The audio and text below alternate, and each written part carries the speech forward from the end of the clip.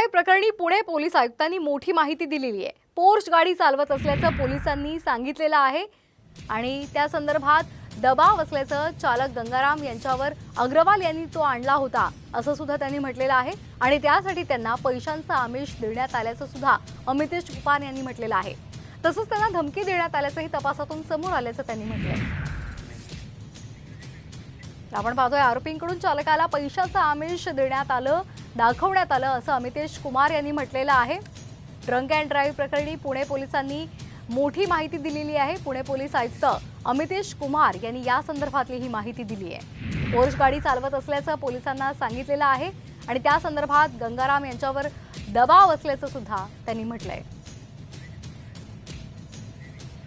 जर घटनाक्रम पूर्ण पाहण्यात आला आणि अशा दिसून आला की त्या दिवशी रात्री यावेळी हे घटना घडला त्यावेळी ड्रायव्हरवर दबाव आणण्यात आला होता की त्यांनी स्वतः त्यांचे अंगावर या केसची जबाबदारी घ्यावी।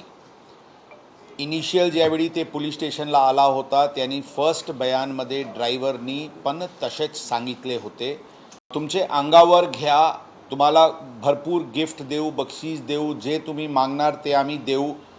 तुम्ही बोलले काही दुसरा काही हे केले, पहिले ते झाला, नंतर ते काही तुम्ही वेगळा बोलले, काही वेगळा स्टँड घेतले तर तुम्हाला बघून घेऊ, तुम्हाला वेगवेगळे प्रकारचे त्यांना धमकी देण्यात आली। अल्पवयीन आरोपीचे आजोबा सुरेंद्र अग्रवाल यांच्या अडचणी आता वाढणार आहेत। पुण्यातील अनेक पोलीस ठाण्यामध्ये सुरेंद्र अग्रवाल यांच्या विरोधात गुन्हे दाखल आहेत। पुण्यातील कल्याणी नगर अपघात प्रकरणी अल्पवयीन तरुणाचे आजोबा सुरेंद्र अग्रवाल यांना पुणे न्यायालयानं आज पोलीस कोठडी सुनावली आहे। सुरेंद्र अग्रवाल यांच्यावर पुण्यामध्ये 3 गुन्हे दाखल आहेत। अग्रवाल यांच्यावर यापूर्वी खुनाचा प्रयत्न केल्याचा, त्याचबरोबर फसवणूक आणि त्यासह विविध कलमांनुसार 4 गुन्हे दाखल आहेत। पुण्यातील कोंढवा पोलीस ठाण्यामध्ये 2 तर बंड गार्डन पोलीस ठाण्यामध्ये आणि महाबळेश्वरमध्ये त्यांच्यावर प्रत्येकी 1 गुन्हा दाखल आहे। या गुन्ह्यांची माहिती पोलिसांनी आज न्यायालयामध्ये दिली आहे।